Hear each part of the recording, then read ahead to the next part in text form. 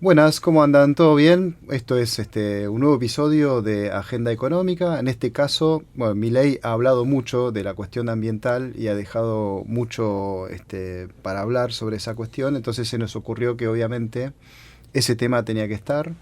Y para eso lo invitamos a Nacho Sabatella. Nacho, ¿cómo andas? ¿Todo bien? ¿Cómo estás, Martín? Muy Gracias por la bien. invitación. Bueno, un amigo, obviamente, con él hicimos este libro, Desarrollo y Ambiente, Problemas y Debates desde la Periferia, en las ediciones del Centro Cultural de la Cooperación. Decimos siempre, ¿no? Un libro que, que es de algo que se instaló en el 2021, pero mucho por Twitter y qué sé yo, y de lo cual se escribió poco. Pero bueno, Nacho, te voy a presentar, doctor en Ciencias Sociales, ¿no? Te especializaste en todas las cuestiones que tienen que ver con lo energético, politólogo de formación. Bueno, estás en varias casas, Flaxo entre otras, después tenés que ir a dar clase allá y esas cuestiones. Pero obviamente ese terreno de la energía te fue llevando a algunas cuestiones ambientales. Entonces creo que está bueno como para charlar un poco de las dos cosas, ¿no? La cuestión energética, de la cual se dice que hay mucha potencialidad en Argentina, estaría bueno que nos explique un poco eso, y después un poco muchos temas ambientales derivados. Bueno, acá en este libro hay muchísimos capítulos. Creo que, como vos decías alguna vez, hay pocos libros en Argentina que hablen de esto, del tema de desarrollo y ambiente, e incluso la introducción de Rafael Domínguez, el español, él mismo pareciera decir que bueno, que es un libro bastante interesante en el sentido que a nivel global creo que hay muchas discusiones sobre esto, pero por ahí no un libro de estas características. Sí, totalmente. Bueno, un poco poniéndolo en contexto, cuando lo empezamos a escribir, todavía estábamos en pandemia. Habían surgido algunos debates muy interesantes en redes sociales, pero que perdían de vista que estos debates no eran nuevos, en definitiva, ¿no? Lo que aparecen como nuevos son los temas, pero el tema desarrollo de ambiente es muy viejo. Y bueno, parte del trabajo que hicimos para este libro dio cuenta que en América Latina por lo menos se vienen discutiendo desde la década del 70 del siglo pasado estas cuestiones bueno, hemos hecho un trabajo también de leer todos esos antecedentes. Rafael Domínguez es uno de los especialistas, curiosamente español, es uno de los especialistas sobre pensamiento ambiental latinoamericano. Bueno, esto... Esas cosas que pasan. Pero no es casual, ¿no? Porque siempre pareciera que estamos volviendo a empezar con ciertos temas, y por ahí cuando uno se toma un trabajo más serio, más profundo, se da cuenta que hay un hilo conductor. Incluso otro espasmo de este tema fue el conflicto con las pasteras del lado uruguayo, el conflicto con la población Gualeguaychú, los cortes del puente, que trajo un conflicto diplomático entre Argentina y Uruguay. Ese fue otro punto de auge de la discusión sobre desarrollo de ambiente. Y por supuesto también la cuestión de la minería en nuestro país siempre ha mantenido este tema en agenda con más relevancia, menos relevancia, pero siempre ha estado.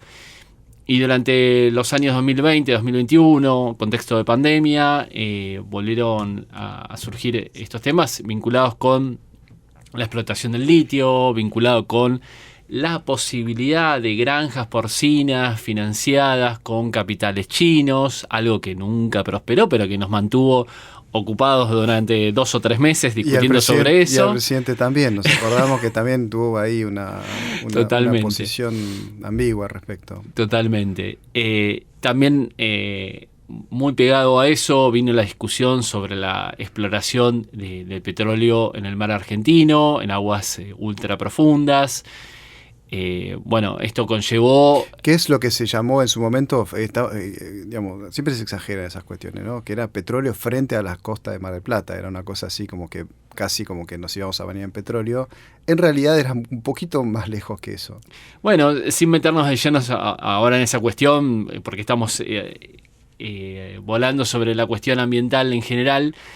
Eso tuvo que ver más que nada con un fotomontaje que hizo una de las principales ONGs internacionales, vamos a nombrarla porque yo creo que amerita, Greenpeace, que mostró gente empetrolada en la playa, en la costa atlántica argentina, cuando, bueno, como vos decís, esta exploración se está haciendo a 300 kilómetros de Mar del Plata, como Claro. el punto más cercano. 300 kilómetros ahí de acá a Rosario. Con lo cual, nosotros como porteños no nos vamos tampoco a rogar a decir a los rosarinos cómo deben controlar los impactos ambientales de sus industrias, ¿no? Es decir, es genuina la preocupación de quienes habitan la costa atlántica, como es genuina la preocupación de quienes habitan en localidades y ciudades circundantes a grandes explotaciones mineras, pero hay que quitarle este velo de miedo o un velo fantasmagórico que se genera alrededor y ser un poco más serios en la discusión. Tampoco ir al otro extremo de decir todo que sí. Justamente la intervención de este libro buscaba desentrañar entre los sí y los no, los grises. Y creo que en gran medida lo hemos logrado. Hemos convocado a compañeros y compañeras que han trabajado en distintas temáticas vinculadas a lo ambiental, desde la cuestión de bosques, comercio exterior, energía y minería, por supuesto. Los podemos nombrar ya que estamos, porque dale, la verdad que son, ¿cómo que no? son amigos. Bueno, Nacho Sabatella, obviamente, Nicolás Gutman, Roberto Adaro, Anaí Rampinini, Lisandro Mondino, Laura Sformo, Patricio Bertis, Ernesto Matos, Rolando García, Paula Gebaert, Genaro Grasso y Florencia Pizzarulli. Un libro con la introducción de Rafael Domínguez. Sí, un poco eso, ¿no? Buscábamos dentro de ese debate que era un poco medio de esquina, ¿no? Extractivistas que no querían tocar la naturaleza, o muchas veces pasaba por ahí Sí. la discusión, o exageramos, ¿no? Un poco caricaturizamos, pero a veces parecía esto. Y por otro lado, algunas posiciones que eran donde la cuestión ambientalista estaba casi ausente directamente, ¿no? Sí, en términos generales podríamos decir entre los ultradesarrollistas y los ultraambientalistas, o también, como decimos en el libro, los antiextractivistas, ¿no? Que se oponen directamente a cualquier explotación vinculada a los recursos naturales o aquellas producciones que puedan tener un gran impacto ambiental. En el medio hay mucho para decir, ¿no? Y desvincular la cuestión de desarrollo de ambiente y desarrollo es de por sí un problema, y es donde trabajamos el asunto. Y justamente, volviendo a lo que decíamos antes, el pensamiento ambiental latinoamericano ha sido muy rico en eso, porque justamente América Latina tiene dos particularidades, entre muchas, ¿no? La desigualdad y la falta de desarrollo de sus economías, y la gran presencia de recursos naturales. Entonces, no es casual que el pensamiento latinoamericano haya tenido muchas cosas interesantes para decir sobre eso. Nosotros hemos tomado como guía una corriente que se llama el ecodesarrollismo, que buscó zanjar esta cuestión, tratando de vincular el desarrollo necesario de nuestra región latinoamericana con la explotación de recursos naturales y con la minimización de los impactos ambientales. Cuando decimos minimización, tiene que ver con que no podemos omitir cualquier impacto ambiental, porque prácticamente cualquier actividad humana lo genera. Minimizar riesgos, minimizar impactos es el desafío de estas producciones, ¿no? Y el otro desafío es, vinculado con la explotación de recursos naturales, los encadenamientos productivos que se pueden generar alrededor. Y hoy estamos en una situación en la que América Latina, particularmente Argentina, tienen un gran potencial, una gran oportunidad para generar nuevos procesos industriales vinculados a los recursos naturales que, en el contexto global en el que estamos, son muy apetecidos, muy codiciados. Déjame agregar algo más a lo que decíamos, el auge de la agenda ambiental. Ahora vemos que en las elecciones vuelve a aparecer el tema con mucha fuerza. Como decías, el candidato más votado de las primarias ha sido un negacionista del cambio climático. Incluso ha hablado directamente de privatizar ríos y otros cursos de agua en función de que la monopolización de esos recursos genere precios. Si se generan precios, hay mercados, y con la idea de que los mercados van a ser los que finalmente regulen la contaminación. Bueno, esto existe en manuales antiquísimos, manuales de hace muchas décadas atrás. Por suerte, la discusión teórica e empírica ha avanzado mucho más allá de lo que plantea este candidato. El candidato oficialista ha recogido el guante y ha dicho, bueno, esto que está diciendo es una atrocidad. Nosotros esperamos vincularnos con una Argentina productiva y preocupada por lo ambiental. Sí, uno piensa, viviendo acá en Buenos Aires, uno de los temas que tenemos es Riachuelo, ¿no? Curtiembre, durante décadas y décadas tirando justamente los desechos, y nadie vino del sector privado a arreglarlo esto. Al fin y al cabo lo terminó arreglando, o sea, por lo menos fue de a poquito, se va licuando, por lo menos hay un líquido que circula ahora, ¿no? En los años 90 era todo sólido lo que era el Riachuelo, y eso lo hace el Estado, obviamente. Sin dudas, bueno, el ejemplo que traes, la de Riachuelo, tuvo que ver, en primer lugar, con la desidia, tanto pública como privada, vinculada a ese tema durante mucho tiempo, hasta que un fallo judicial tuvo que ser acatado por el Estado Nacional y las jurisdicciones circundantes a la cuenca Matanza-Riachuelo, de allí la Kumar, y de allí la Kumar podemos decir que mal que mal se ha hecho un trabajo muy serio, muy responsable, quizás no con los resultados más óptimos de todos, pero a partir de ahí el Estado ha puesto una presencia muy importante en conjunto con el sector privado.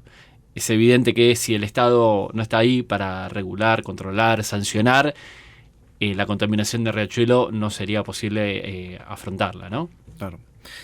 Yendo a la cuestión de desarrollo, bueno, en la campaña también se lanzó en una parte de la campaña la lanzó Cristina Fernández de Kirchner, junto a Massa, en la inauguración del gasoducto Néstor Kirchner, ¿no? Ahí hubo como un punto inicial, como diciendo, bueno, esto es algo que es importante, que hizo este gobierno para el futuro, y eso ligado un poquito a la potencialidad de Vaca Muerta, ligado con lo que es bueno, la necesidad que hay tanto a nivel nacional como global de energía en general, porque es gas, es petróleo también.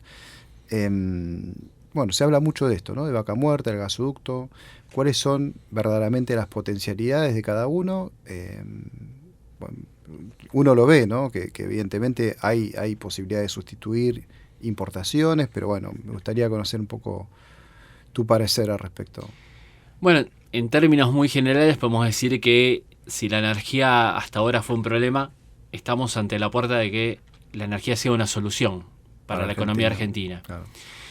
Y esto no es menor porque desde la expropiación de YPF en 2012 a esta parte se ha hecho un gran desarrollo de la explotación y la exploración de Vaca Muerta, como vos estás diciendo, con recursos no convencionales formidables a nivel país y a nivel global también.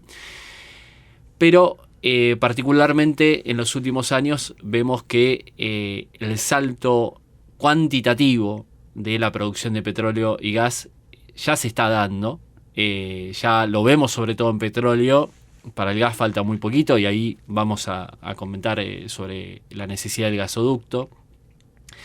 Pero para tener algún número en mente, el año pasado, 2022, fue un año muy particular. Se desencadenó la invasión de Rusia a Ucrania, se dispararon los precios de la energía en todo el mundo y aquellos países que importaban energía fueron los más afectados. Los europeos occidentales, básicamente. Europa quedó sumida en una crisis muy importante, no solo económica, sino también energética, porque está rediscutiendo de dónde sacar los recursos energéticos que hasta ahora le proveía Rusia.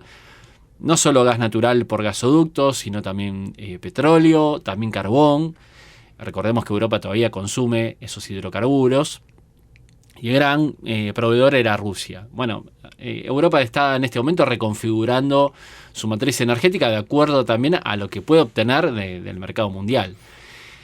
Argentina sufrió el año pasado las consecuencias de la guerra porque dentro de su matriz energética tiene mucha dependencia del gas natural, y a pesar de que produce gas natural no solo de Vaca Muerta, sino también del offshore de Tierra del Fuego, costa afuera, hablando del tema, y otras cuencas productivas, hay una parte de las necesidades del consumo interno que se cubren con importaciones, sobre todo en el pico invernal. Somos muy dependientes de el gas para calefaccionarnos, para el sector industrial, bueno, para el sector transporte también, por supuesto, y también para la generación eléctrica. Gran parte de la electricidad que consumimos proviene de la quema de gas natural. Durante 2022 tuvimos que importar gas natural y gasoil. Gasoil, cuando fue más barato, reemplazó a las importaciones de gas natural para quemarse en las centrales eléctricas a precios récord. Para tener una idea, el año 2021 importábamos gas natural a $8 el millón de BTU, que es la medida que se utiliza para el comercio de GNL, de gas natural licuado, perdón. Ese precio se disparó a $60 en 2022, con lo cual nos da una magnitud de la salida de divisas que tuvo que afrontar el país, con unas reservas del Banco Central bastante mermadas. Esto se agravó durante el año 2022 y tuvimos, en definitiva, durante ese año un déficit de $4.500 millones solo del sector energético. La mitad de lo que teníamos casi la mitad de 2011, creo que fue el récord de déficit energético, más de $10.000 millones, ¿no? Que claro, desencadenó, digamos, la nacionalización de YPF y todas esas cuestiones. Y ahí vamos a sumarle un matiz, porque es muy interesante lo que decís. Las importaciones de energía fueron las mismas del 2011, cerca de $12.000 millones. ¿Qué atenuó que esto no fuera más grave todavía? Las exportaciones de crudo, de petróleo Compensamos crudo. para llegar a 4.500, compensamos las importaciones con las exportaciones. Las exportaciones fueron de $8.000 millones durante el año 2022. Está claro, con precios de la energía récord, que en el caso del petróleo tuvimos un pico de $120 el barril, que después fue variando durante el año.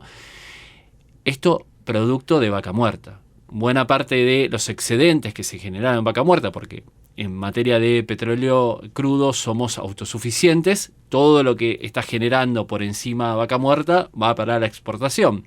Entonces pudimos atenuar ese saldo de importaciones con exportaciones crecientes. Para este año esperamos que la balanza comercial energética se equilibre, que esté en torno a cero. Pero sobre todo la expectativa para el próximo periodo de gobierno es formidable vinculado al sector energético. A partir del año que viene vamos a tener un saldo positivo que se calcula, cálculos moderados, son de $3.000 millones anuales positivos en el comercio internacional de energía, y en el acumulado de la próxima gestión, es decir, 2024-2027, esos 4 años, podría llegar a $40.000 millones el saldo positivo. Esto hasta ahora no ha sucedido en la historia argentina. Estamos hablando de un complejo exportador que podría equipararse al complejo sojero. Y esto no solo tiene efectos macro, sino que creo que va a tener efectos políticos muy importantes, teniendo en cuenta el peso que ha tenido hasta ahora el complejo agroexportador y sus actores tan importantes, empezando por la mesa de enlace y cómo ha condicionado a los gobiernos nacionales populares. Tenemos un complejo que apunta a equipararlo o incluso superarlo en el futuro.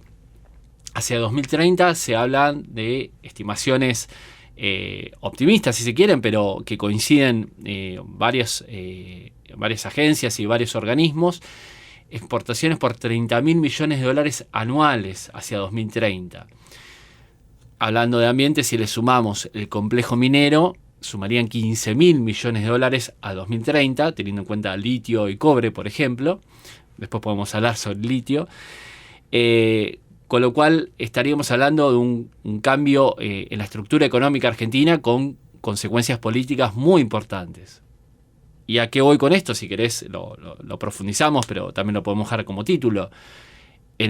A diferencia del complejo agroexportador, en el complejo energético tenés un actor clave que es controlado por el Estado, que es YPF. Yo creo que ahí hubo un quiebre, ¿no? Con el 2012, con la nacionalización de YPF. A partir de ahí fue todo para arriba en todo lo que es el sector energético. Si mal no recuerdo, Vaca Muerta incluso no es algo que encontró Repsol en su momento, sino que venía de antes. Es la YPF estatal de los años 80 que ya tenía todo hallado, digamos, ese recurso que no se podía sacar porque es no convencional, es decir, que había que esperar a que se desarrolle la tecnología y el tiempo, sin ir más lejos. Y también hay un actor fundamental, YPF, en todo esto. ¿Cuánto, digamos, no sé si cuánto de lo que es, cómo se estructura alrededor de Vaca Muerta la producción de YPF y de las otras, ¿no? Porque se habló de Chevron, de varios otros actores menores pero importantes en este caso, y qué aportan cada uno de ellos para potenciar. Yo creo que ahí hay una sinergia en un punto, competencia y sinergia entre actores públicos y privados. Sí, vamos a sacarle una foto a Vaca Muerta hoy. Hoy tenés a una YPF que es líder en producción de petróleo en Vaca Muerta. Es una de las empresas más importantes en producción de gas. Solo es operada por Tecpetrol, la petrolera de Techín, que con un solo yacimiento, Fortín de Piedra, explica buena parte de la producción de gas de Vaca Muerta. Y por eso se ha convertido en líder de esa formación geológica. También podemos hacer una mención, ¿no?, de este paréntesis que hubo entre 2012 a la fecha, lo que fue el gobierno de Macri, donde YPF fue relegada a un segundo lugar, fue tratada como una sociedad anónima más. Es cierto, YPF hoy en día es una sociedad anónima, partamos de esa base, pero no es lo mismo el apoyo político que puede tener vía subsidios con un gobierno que con otro. Y esto lo vimos fuertemente durante el gobierno de Macri, donde la principal beneficiada con los subsidios a la oferta fue justamente Tecpetrol. Y es importante hacer un comentario sobre esto que decías, Martín.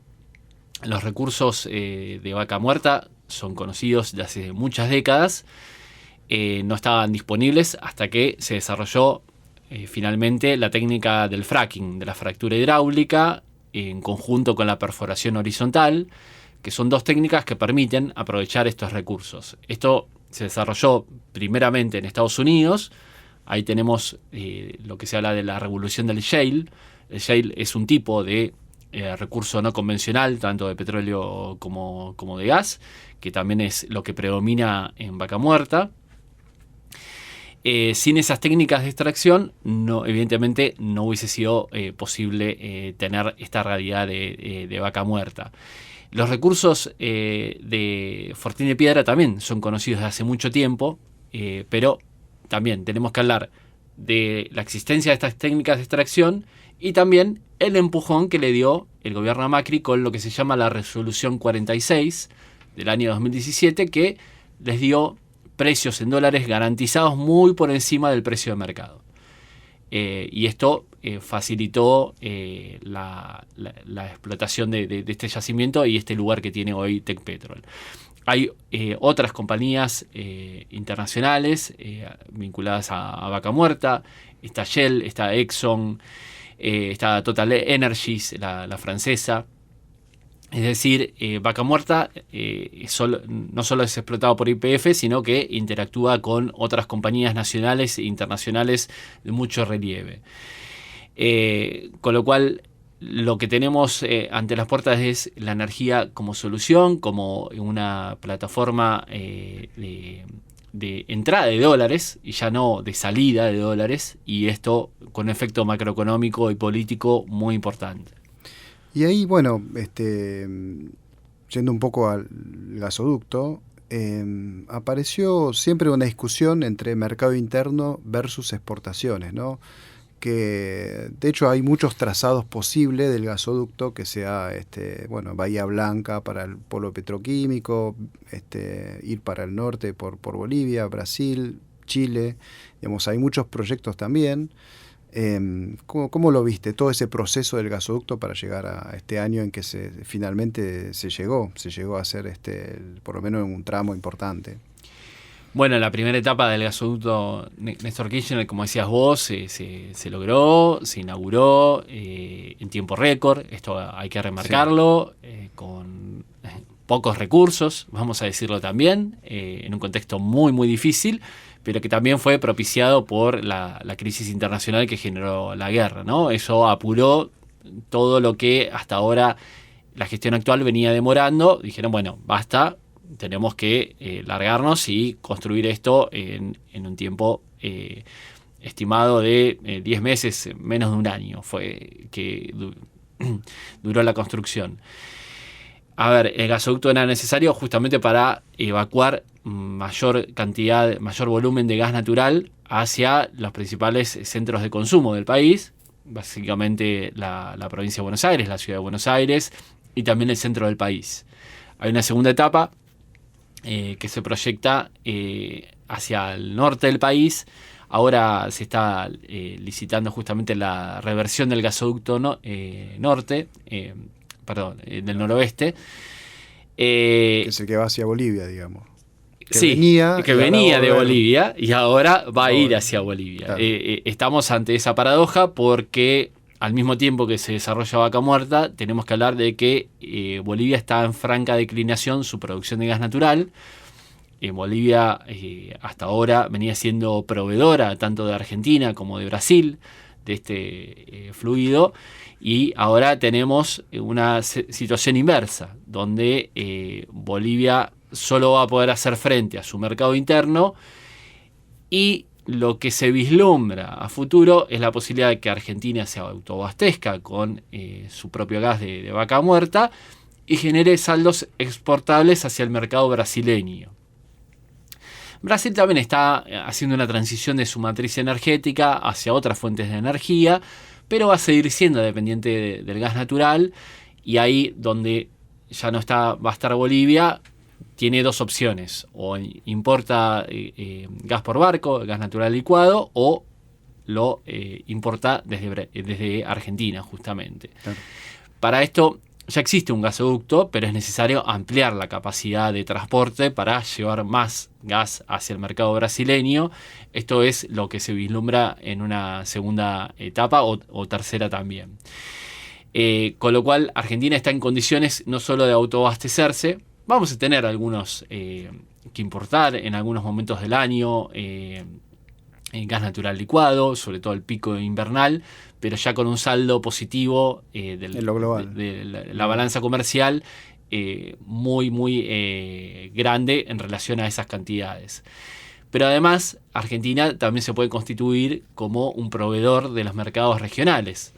Estuvimos hablando de Brasil, también hay una gran oportunidad de abastecer a Chile. Recordemos que con Chile tenemos un inconveniente, que es la historia más reciente, donde Argentina durante los años 90 se había convertido en proveedora de gas natural y tuvo que interrumpir ese flujo de gas cuando el mercado interno empezó a verse desabastecido, sobre todo con el crecimiento económico del año 2003 en adelante. ¿Qué pasa? Chile dice, bueno, ya me quemé con esa leche, veo la vaca y lloro. Entonces pone reparos a la posibilidad de que Argentina se transforme en un proveedor durante todo el año de gas natural, y por ahora le estamos mandando excedentes del periodo estival, el periodo que menos consumimos gas. Estamos también ante la puerta de que ese producto de una mayor explotación de Vaca Muerta vaya mayor cantidad de gas durante todo el año hacia Chile. Y esto generaría más confianza en los actores del lado chileno para recibir el gas argentino. Lo que vos planteás adicionalmente tiene que ver con la exportación vía barco, vía gas natural licuado, las discusiones que hay alrededor de eso. Ahí hay que poner paños fríos por una cuestión básica. Una planta de exportación de gas natural licuado, de licuefacción sería, pasar el gas de estado gaseoso a estado líquido para poder transportarlo, requiere grandes inversiones en dólares, estamos hablando de miles de millones de dólares, y con un tiempo estimado de construcción de hasta 5 años de esa planta. Entonces, primero, no es una solución que tengamos ahora a mano, quizás de acá al final de la década. Si nos pusiéramos a construirlo ahora, quizás lo pudiéramos ver al final de la década. Evidentemente, eso no estaría pasando. Tendríamos que hablar de la siguiente década. Pero ahí pasan varias cosas. Una es cuán barato va a ser ese gas que puede exportar a Argentina a mercados muy distantes. Y si además esos mercados a donde podríamos destinar ese gas van a seguir requiriendo gas natural. Acá es donde hablamos de la ventana de oportunidad de Vaca Muerta en el contexto global de crisis climática y de transición energética global. Ahí te quería llevar. Evidentemente nosotros estamos con este tema, la cuestión energética, de desarrollo, incluso de permitir evidentemente mejorar la balanza comercial, pero lo tenemos que vincular con toda la discusión ambiental que se da a nivel global respecto de la transición energética. Y los caminos que va teniendo también esa concepción de la transición energética en función de también el conflicto geopolítico que hay, ¿no?, en relación a Rusia y todo esto. En un principio se considera que el gas es mucho mejor que el petróleo en términos ambientales, con lo cual lo de Vaca Muerta aparte viene justo como anillo al dedo en este momento para esta situación, por lo menos eso es lo que uno prevé en un principio. Sí, el gas no solo es mejor que el petróleo, sino fundamentalmente que el carbón. Recordemos que muchas de las principales economías más industrializadas siguen consumiendo carbón. Ni hablar si nos vamos a China e India. Claro. Más del 50% de sus matrices energéticas depende del carbón, que es el más contaminante de los hidrocarburos. Entonces, en primer lugar, esos países lo que tratan es salir del carbón, no directamente hacia las renovables, sino antes pasar por el gas natural. Decíamos, el gas natural también con una función muy importante de la generación eléctrica. Esto es lo que en principio buscan estos países. Estamos ante la situación de que la Unión Europea, producto de la guerra, dice, bueno, quizás el gas natural no sea la mejor idea. Y quizás no podamos esperar tanto tiempo para que proveedores como Argentina puedan desarrollar su infraestructura para traernos ese gas. Entonces están mirando una gama de opciones que van desde las fuentes renovables hasta el hidrógeno, por ejemplo. Y ahí, bueno, se abre otra discusión que tiene que ver con el hidrógeno, que si querés la comentamos a continuación. Pero es difícil saber cuál es en cantidad de años la ventana de oportunidad para ese gas de Vaca Muerta. El petróleo de Vaca Muerta ya está fluyendo. Claro. Ya está fluyendo y incluso se espera que las exportaciones aumenten también por la infraestructura que se está construyendo ahora. Hace poquito se terminó de ampliar el oleoducto trasandino, que justamente cruza a Chile, para el consumo chileno, pero también para salir por el Pacífico. Y también se está ampliando un oleoducto que va hasta Bahía Blanca, el Oldeval, que es un oleoducto que tiene muchos años, para justamente llevar más crudo hasta esa zona. Y hay un tercer oleoducto que se lo denomina Vaca Muerta Sur, que está planeando YPF, que van a poder usar otras petroleras, pero la va a construir YPF, que va a llegar de Vaca Muerta hasta Río Negro. Y justamente se están haciendo los estudios de impacto ambiental, lo que implicaría la construcción de un puerto de aguas profundas en la provincia de Río Negro, en la zona de Punta Colorada, que permitiría evacuar muchísimo volumen de petróleo por esa vía.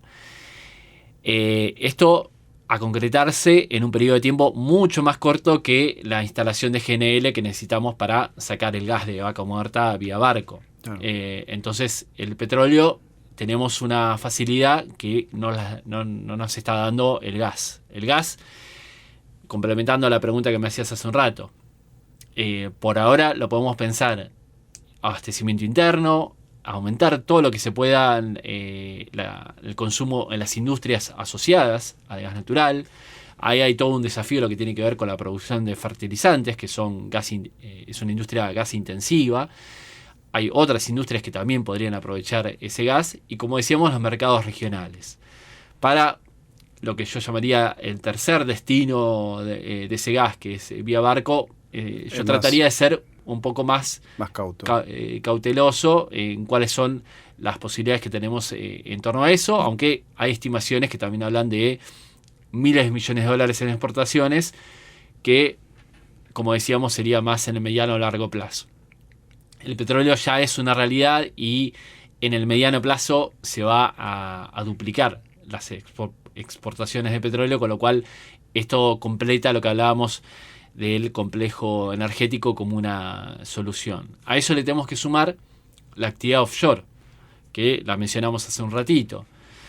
La de Mar del Plata, para decirlo así. Sí. La del mar argentino se dice, ¿no? En verdad es más justo decirlo mar argentino norte, la cuenca argentina norte es la que estamos discutiendo, porque es la que primero va a ser explorada. Ahí hay una asociación entre YPF y la Noruega Statoil, Equinor, hoy en día, perdón. ¿Qué es estatal? Equinor es controlada por el Estado noruego, claro. Otra parte es privada, incluso el modelo de YPF copió un poco a Equinor, en esta composición mixta, pero mayoritaria del Estado. Equinor tiene la particularidad de que es una de las empresas líderes en explotación offshore, con lo cual viene con la mejor tecnología, con los mejores expertos en materia de impacto ambiental. Cuando uno ve las audiencias públicas y los informes de impacto ambiental que han presentado, hay expertos de todas las disciplinas, que van desde la geología hasta la biología marina. Es muy interesante, porque habitualmente en un pensamiento ambientalista volvemos al tema del principio más superfluo o que por ahí no se detiene a estudiar los temas en profundidad. Desconoce que hay por detrás una gran cantidad de expertos de todas las disciplinas resguardando que estas explotaciones sean las más seguras posibles. Solo la cuenca argentina norte, y específicamente el pozo Argerich, que es el próximo a realizarse, se espera que en esa zona contar con una producción diaria de 200.000 barriles. Esto es equivalente a la producción actual de YPF, de todo el país. Claro. O sea, pasaría a duplicar su producción YPF de petróleo. Y lo que es interesante ahí también es la posibilidad de aprendizaje de YPF. De la misma forma que YPF fue aprendiendo todo lo que es lo no convencional, ahora está con la posibilidad de meterse con todo lo que es offshore y con todo eso lo que implica. El mar argentino es enorme, de norte a sur, digamos, es algo que no explotamos, ¿no? Todo lo que es el océano, y evidentemente se abre muchos temas importantes y en términos de geopolítica relevante porque está Malvinas ahí y hay una perspectiva muy importante en relación a todo esto. Totalmente. Estábamos hablando de la cuenca argentina norte, que es más bien a la altura de la provincia de Buenos Aires, pero se han licitado áreas de exploración desde la cuenca argentina hasta el sur, llegando a la cuenca Malvinas. Y ahí entra un factor geopolítico muy importante, como decís vos. Los ingleses, me parece, ¿no? Estuvieron ahí dando vueltas, haciendo pruebas. Habló, hace 10 años se hablaba mucho de esto, de que iban a entrar, al final no entraron. Es que lo que es costa afuera, en las inmediaciones de las Islas Malvinas, se ha explorado y no se han hallado cantidades comerciales suficientes para desarrollar esa explotación. Ahora, la cuenca Malvinas, donde Argentina puede intervenir, sería de las islas hacia nuestro continente. Ahí hay expectativas de que se encuentren cantidades comerciales, pero todavía hay que ser cautos también porque ni siquiera ha empezado a explorarse con perforaciones. Por eso que estamos todavía más pendientes de lo que se puede dar a la altura de la costa bonaerense. Pero es cierto que ahí hay también mucha expectativa, y también que, algo complementando a lo que vos decías, que Argentina, a través de YPF o a través de estas licitaciones que hace el Estado Nacional, porque recordemos que los yacimientos que están por fuera de las 20 millas náuticas pertenecen al Estado Nacional y no a las provincias, que es lo que ocurre en el continente, y hasta las 20 millas náuticas.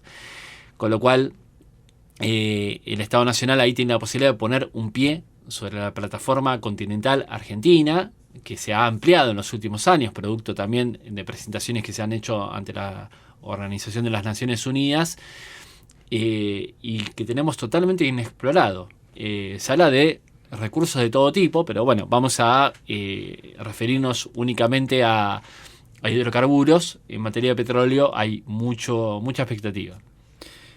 Te voy a llevar un poco por el lado de ahí, vamos cerrando. Es muy interesante todo y se podría seguir ampliando, pero volviendo a cuestiones ambientales y por ahí más, que por ahí son más marginales hoy por hoy, pero que me parece relevante, que son todo lo que son las nuevas formas de energía, la eólica, la solar. Hemos mencionado el hidrógeno también como una potencialidad.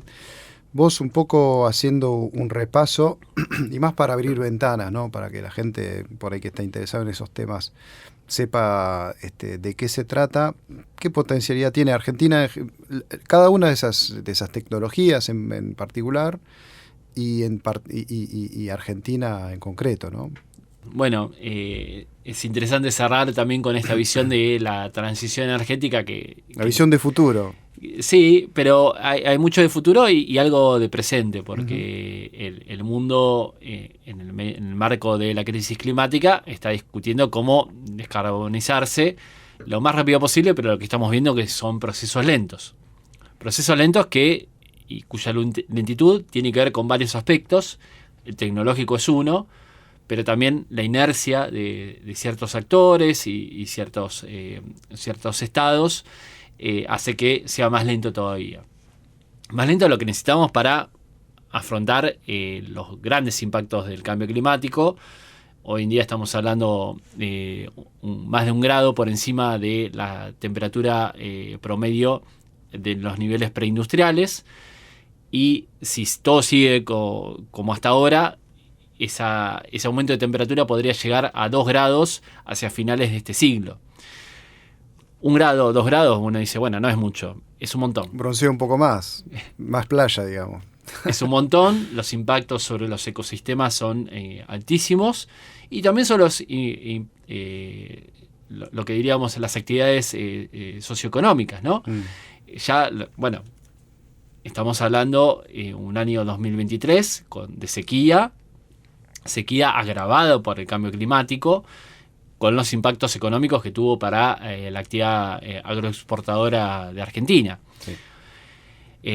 Creo que ese es el punto de partida para decir, bueno, el cambio climático ya está con nosotros. Sí, o los calores que hubo en Europa este verano nosotros también tuvimos un verano con temperaturas récord, sí. Olas de calor extremo. Estos eventos se esperan que sean cada vez más frecuentes, con lo cual el cambio climático está con nosotros y se puede poner peor. Partamos de esa base. El mundo está buscando salir de los combustibles fósiles. Como decíamos, por ahora vemos progresos lentos, pero hay progresos al fin. Las economías más desarrolladas, la Unión Europea ha hecho punta en eso, con sus dificultades, como estábamos diciendo, por no contar con los recursos naturales necesarios. Pero también economías emergentes como la China, incluso la India, también están haciendo esfuerzos en esa orientación. Y aparecen las oportunidades vinculadas con las tecnologías renovables. Bueno, y hablando de China, sin dudas que la carrera geopolítica vinculada con esas tecnologías la está ganando de punta a punta. le ha sacado varios cuerpos de ventaja, no solo a la Unión Europea, sino también a Estados Unidos. Todo lo que es energía solar es un mercado que controla absolutamente de punta a punta la cadena de valor China. En la tecnología eólica hay más competencia, pero también las empresas chinas están, no solo por el volumen de su mercado interno, hablamos de magnitudes inmensas, sino también porque se han convertido también en grandes exportadoras de esta tecnología. Bueno, sin ir más lejos, cada 2-3 días tenemos anuncios de la Unión Europea abriendo el fantasma del ingreso de la tecnología china vinculada con la eólica, con los vehículos eléctricos. El imperialismo chino, los europeos quejándose del imperialismo chino. Esta mañana estaba viendo un discurso de la presidenta de la Comisión Europea, hablando de los vehículos eléctricos chinos. Nos están inundando los mercados y nos están pasando por encima a nuestras propias empresas europeas. Sí, hubo un dato que salió en estos días de que China ya es el principal exportador de autos del mundo, ¿no? Ya era el primer productor, pero por una cuestión de mercado interno, y de repente también es el principal exportador mundial. Bueno, en ese contexto geopolítico uno se pregunta, bueno, ¿Argentina qué puede hacer vinculado a eso? Agreguemos un dato más. Argentina en los últimos años ha incrementado fuertemente la generación eléctrica producto de fuentes renovables. Si sacamos las grandes hidroeléctricas, Argentina está hoy, su generación eléctrica está en un 14% vinculado con energías renovables. Si le sumamos la hidroeléctrica, dependiendo si tenemos sequía o no, estamos por encima del 35%. Se espera que Argentina, esto en el plan de transición energética que salió hace 2 meses atrás, se espera que al año 2030 la electricidad que consumimos, más de la mitad provenga de fuentes renovables, contando a las grandes hidroeléctricas, pero también a los proyectos eólicos, solares y de bioenergías. Y ahí la pregunta por las oportunidades es muy interesante porque Argentina tiene capacidades interesantes a diferencia de otros países de la región. Sacando a Brasil, donde la industria brasileña conjuga el sector público, privado, local, extranjero de una manera muy virtuosa y más rápido que nosotros hasta ahora. Argentina tiene empresas con cierta relevancia, como es la empresa IMSA, empresa mendocina que fue hace 3 años atrás rescatada por el Estado Nacional y el Estado Provincial Mendocino.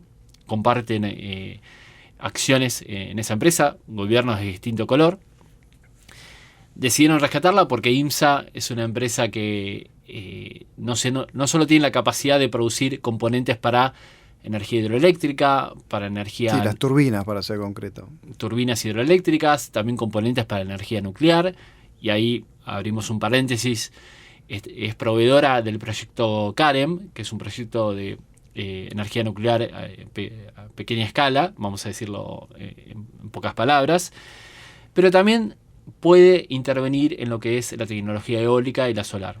La tecnología eólica ha desarrollado prototipos diseñados íntegramente por la empresa, de molinos que hoy en día son de una mediana escala, vamos a decir, porque el progreso tecnológico a nivel mundial es rapidísimo, y molinos que hasta hace un tiempo para la escala argentina eran grandes, pasaron a ser medianos y hasta chicos en algunos casos. Sí, uno cuando va a Europa te extraña mucho, sobre todo cuando vas a la campiña, ¿no? Ves ahí en el medio del campo, ves una cosa, un molino enorme, vos decís, bueno, ¿qué pasó acá, no? Evidentemente en 20 años cambió el paisaje. Bueno, los molinos son cada vez más altos, con palas cada vez más largas, y bueno, los diseños propios de IMSA van quedando un poquito atrás, pero es una empresa que tiene capacidad para asociarse con otras empresas, con grandes jugadores internacionales. Ahí hay una beta, una ventana de oportunidad muy importante, que a su vez se conjuga con el tema hidrógeno. En pocas palabras, el hidrógeno es un vector energético que está adquiriendo importancia porque va a llegar allí donde no llega la electricidad. El mundo está girando hacia lo renovable y a la electrificación. Claro. Hay sectores donde la electricidad no va a llegar. Por una cuestión de red, decís vos. Por una cuestión de red o también por una cuestión de carga. Y ahí hablamos, por ejemplo, de transporte pesado. Claro. O transporte pesado, transporte marítimo, aviación. Pero también industrias con consumo energético muy alto que necesitan reemplazar hidrocarburos, por ejemplo, la industria del acero, con hidrógeno. El hidrógeno, según cómo se obtenga, pues el hidrógeno está presente en nuestra atmósfera, sin embargo, no lo podemos disponer libremente, sino que lo tenemos que obtener de alguna manera. Para obtenerlo necesitamos energía. La particularidad del hidrógeno es que después te devuelve energía. Depende de cómo lo obtengamos, tiene un distinto color. Lo que se discute a nivel mundial es pasar al hidrógeno verde, que sería obtenido a partir de fuentes renovables. Por ejemplo, la eólica y la solar.